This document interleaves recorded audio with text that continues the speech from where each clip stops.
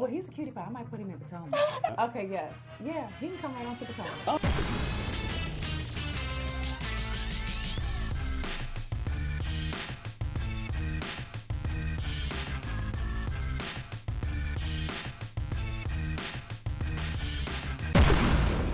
What's up, guys? It's your boy Richie Sky. We are back with another video. I want to thank you guys so much for tuning into this channel. Make sure that you hit that subscribe button down below, hit that notification bell button so you can be clued into when we drop new content right here on this channel. All right, so let's get into the news because we got to talk about a lot today, okay? We're going to be talking about the ratings for the Real Housewives of Atlanta, who's the reigning queen, whether it's Kenya or Nene in terms of the ratings. We're going to be talking about Mr. Peter Thomas and Apollo Nyla in their new joint venture, okay? We're going to be talking about Gizelle and Ashley commenting all about this whole Monique and Candace fight. Oh, yes. And then we have some Candace Bassett news. So stay tuned for all of that, okay? It's going down right now. Sky Squad, we in the building, okay? First things first, let's talk Nene and Kenya and these ratings because it's a showdown. First things first, you guys may remember that Nene said that she was the queen of Atlanta. She is the one that everybody thinks of, or excuse me, these other ladies want to be the one that everybody thinks of when they think of Atlanta, okay? And she said that she is the queen. Oh wait, there can only be one queen, and the rest are princesses. Now, Kandi responded in another interview and said that she laughed and she said, no, everybody is a queen on this show. Okay, it's not just one queen. And I don't really know where this whole queen thing comes from. It seems like, I don't know. I just don't get it sometimes. But let's see what the ratings reflect, okay? And then y'all tell me who is the queen. Now, viewers tuned in to see Kenya's comeback and delivered a whopping 1.91 million in the ratings for the season premiere. Now, the ratings plummeted the second week down to 1.85 million, but rebounded when Nene made her season debut. She was absent for the first 2 episodes of the season, but returned with a vengeance on Sunday, November 17th. Now, according to ShowBuzzDaily.com, the Real Housewives of Atlanta episode had 1.86 million viewers and crushed the previous week with the desired 18 to 49 demographic viewers. So what does this mean, guys? Let's break it on down, shall we? So this means that Kenya's return had more viewers than Nene's return. So if we are really gonna be debating about who is the queen, what do you guys think? Do you think that the ratings indicate it, or do you think that the fanfare indicates it? Because ultimately what it comes down to is who is viewing the show, okay? Yes, we're talking about it in social media and in the blogs. Yes, we follow the interviews and stuff like that. But at the end of the day, what really is gonna account with advertisers, with sponsors, with the network is gonna be ratings. And the fact of the matter was that the show itself did not feel the need to include Nene in the first 2 episodes, regardless of whether or not she filmed late. Because typically when people start filming late, they will just throw in solo scenes in those first couple of episodes in order to show that they are still included in the show. We didn't get that this time. So it's very interesting to me to see who actually is coming out on top. Now, I do think that the ratings are going to continue to fluctuate, okay, as the season goes on. I don't necessarily know what the drama is looking like for this particular coming Sunday because it doesn't seem to be too heavy in terms of what we've seen in the previews.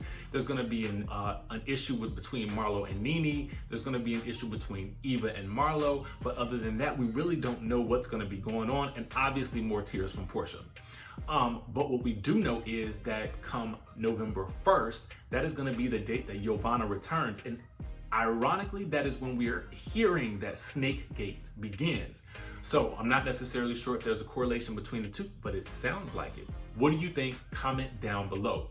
Now, let's talk about Mr. Apollo Nyla and Peter Thomas and their newest collaboration. So according to sources, Apollo Nyla and Peter Thomas will be bringing in year 2020 together, not in the ATL, but on the sunny shores of Florida. Yes. The exes who were married to Phaedra Parks and Cynthia Bailey respectively are good friends who stayed in touch after their divorces and through Apollo's prison sentence for fraud and identity theft. He was released in June. And now they have teamed up to host a New Year's Eve bash at Peter Thomas's nightclub, Bar One, Miami Beach. He says this: my dude Apollo Nida will bring in New Year's Eve with me at Bar 1 Miami Beach. Tickets go on sale this weekend, he announced on his Instagram feed. Now, his social media post includes a phone number to make advance reservations to secure a table with bottle service for the event. Should this sound like the party of the year to you and your crew? Now, he also appears to have some other big plans for Bar 1 in the near future, which could mean 2020. The nightclub's website advertises a Bar 1 yacht for private outings coming soon. Okay, so guys, if you have some New Year's Eve cravings, okay, and you're wanting to party with Peter Thomas and Apollo Nida, then you guys need to make your way on down here to the Miami and make your way fast, because I am sure, quite sure, to be very honest with you guys, that this is going to be a jam-packed event. Now, I could have swore last year Nene was there. So this year, with Apollo being there and him just being out of jail, and I know some of y'all girls like a bad boy, okay? Some of y'all guys too. Y'all might want to see him while he's still just engaged to Miss Sherry Ann, okay? So Sherry Ann, whatever. Y'all know I like to call her Sherry Ann. But anyway, make your way on down here to the Miami and go on ahead and see them. I hope to not be here in Miami at that point in time. Hope to be traveling somewhere, getting my New Year's Eve on. But y'all can make it. A side note, if I ever get a chance to go to Bar 1 Miami Beach, I will let you guys know exactly what it's like so you guys know what to expect. More on that later. Now, let's get into Gizelle and Ashley giving us the lowdown on this fight between Candace and Monique. Now, Gizelle says, I was actually there, so I was super duper hurt. I was very sad. She said, I felt like we're better than this, and this is really, really unnecessary. She said, we're gonna see it play out, and I'm curious to see how it does play out, but I always feel like we as women, especially as Black women, are better than anything physical. Now, as you guys know, the fight allegedly took place on October 16th. Candace filed a criminal complaint against Monique. And then Monique filed charges of second-degree assault on Candace, okay? Now, news of the fight has spread like wildfire, and we've heard so many different things. Mostly we've heard the rumor that Candace reportedly threw a drink at Monique, which led her to allegedly drag Candace and slam her head against the table. Now, Ashley, who allegedly or apparently was not at the event, had this to say. She says, and when you see how and why it all occurred, it's very, very crazy. She says, obviously, I don't want to see anything go down that's controversial or physical between my friends, but it is what it is. And the way that it happened, unfortunately, I didn't see everything in the way that it happened. So I don't know all the details. She said, I'm going to be glued to the TV just like everybody else. But Gizelle added this, and this is very, very telling. She said, the truth will come out in a very nice way. Now, I'm not quite sure what that means. How does the truth come out in a very nice way? Now, I want to see this thing happen blow by blow, okay? I want to see the slow toss of the wine, the glass flying out of a hand reaching into the frame, snatching the wiggerization down to the floor. I want to see all of that play out. For as much as we have heard about this situation, I'm gonna need to see this. I'm gonna need to see it three ways: in regular speed, fast speed, and then slow mo. Okay, I'm gonna need to see all of it that way. But we still gotta wait until that comes out. But what we do know is that the season is rapidly approaching a close, because guess what? The ladies have just went out on their cast trip. But guess where they're going? Wait, I don't know yet. I gotta find that out. Best believe I'm on the hunt, and I will find out, because I am a super sleuth. But in the meantime, I can tell you where the ladies of the Real Housewives of Beverly Hills have gone, and they have gone to Rome, okay? We do know that. Garcelle, who is a newbie, actually posted when in Rome or something to that effect. I'm like, girl, they must not have told you not to tell nobody, because now we all know.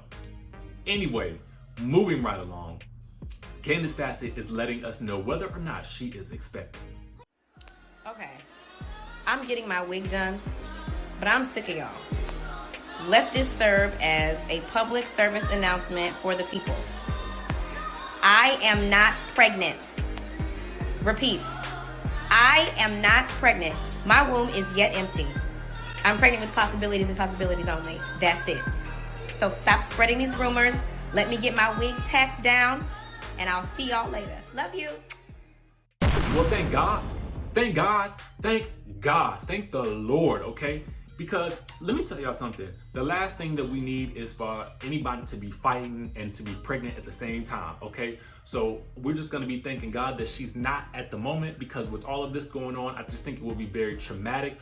Now, I hope that at some point down the next couple of months, yes, absolutely. I think that would be great for her, because I think it would show us a different side of Candace than what we have seen so far. And we've seen a lot of different sides of her. But I think I would like to see her pregnant and running around with, you know, some kids, because I also think that might mellow her out just a bit as well.